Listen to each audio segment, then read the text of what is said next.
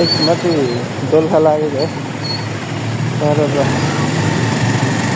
टक्कै टाटो बाटो चोकबाट चाहिँ म दोलखाको बाटो तर लागे। अब दोलखा चरीको हुँदै दोलखा चरीको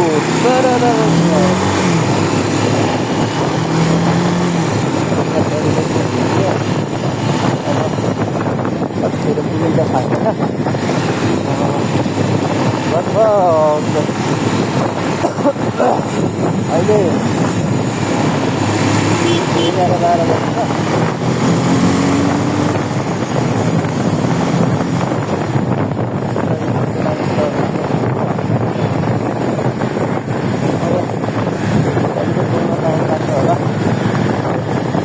सकेन भनौँ। अब यहाँबाट सरिता पुग्न भनेपछि समथिङ 6-7 घन्टामा त पुग्नुपर्ने हो गाइस। हेरौँ के हुन्छ बाटो कस्तो छ।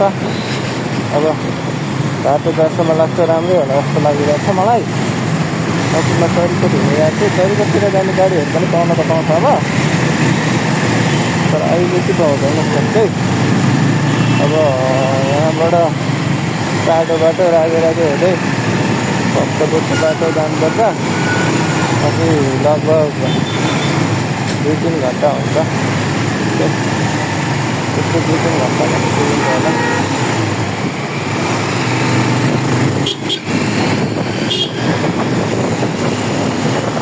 बालन सागको जस्तै खराडी गाडी छ जस्तो छ यहाँ है।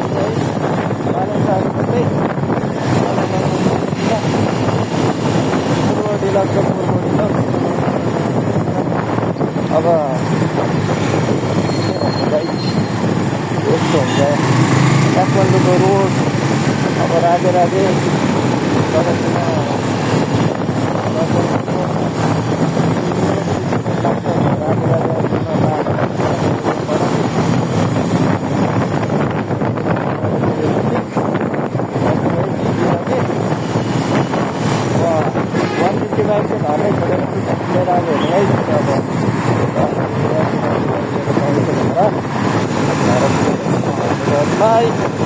मेरो गाउँ पनि देखाउँछु।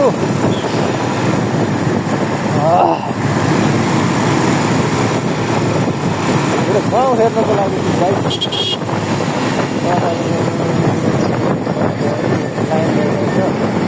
लाइनमा रोड दिँदै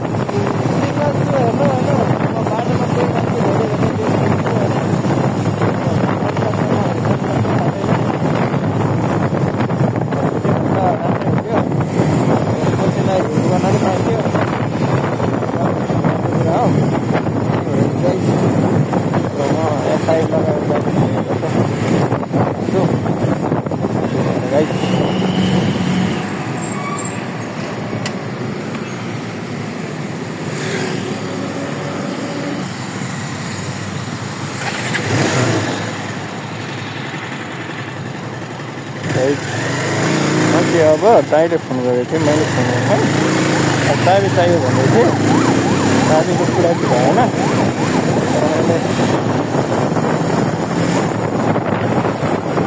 त्यो भनेन म अब आफ्नो गन्तव्यतिर लागिसकेँ गाइड होइन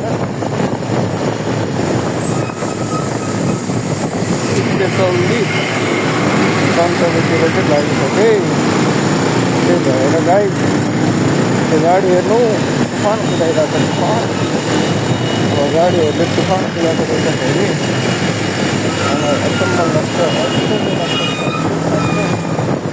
अब एकदम मौसममा जाने गरिरहेको यो यी गाडी तुफान कुदिरहेको हाम्रो लड्की दिदी हेर्नुहोस् यस्तो छ सबैजनालाई ए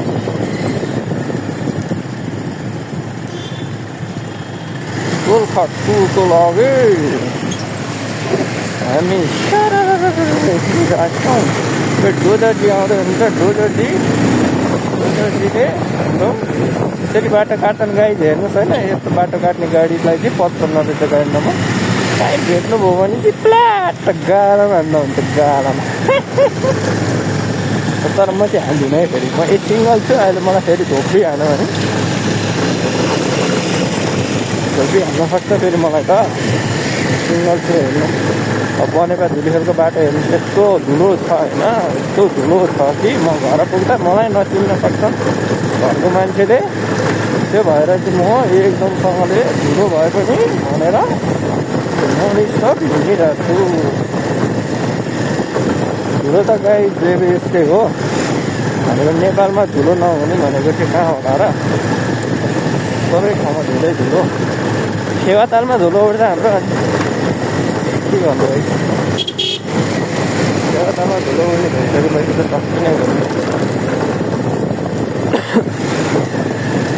त्यही भएर चाहिँ अघि लाएर फेवातालमा भएर धुलो उठाउँदै हिँडिरहेको छु अब हेरौँ हाम्रो नेपाल सरकारले कहिलेसम्म यो रोड रेडी गर्छ भन्ने मलाई चाहिँ लागिरहेको छ अहिलेसम्म सकेसम्म छिटो नै रेडी गर्ला भन्ने मेरो भनाइ छ हेर्नुहोस् अब नेपाल सरकारमा जाम नहुने कुरै हुँदैन जामको त कुरै नगरेको जाम त रहेको जामै जाम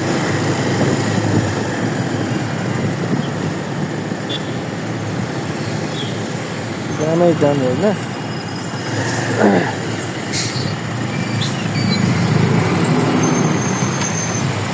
अब अगाडि जान भनेको त होइन जाम त यस्तै हो गाडी त रहेछ जाम नहुनु पर्ने भन्छ तर त्यो गाडीले डर खाँदो रहेछ बबाल खाँदो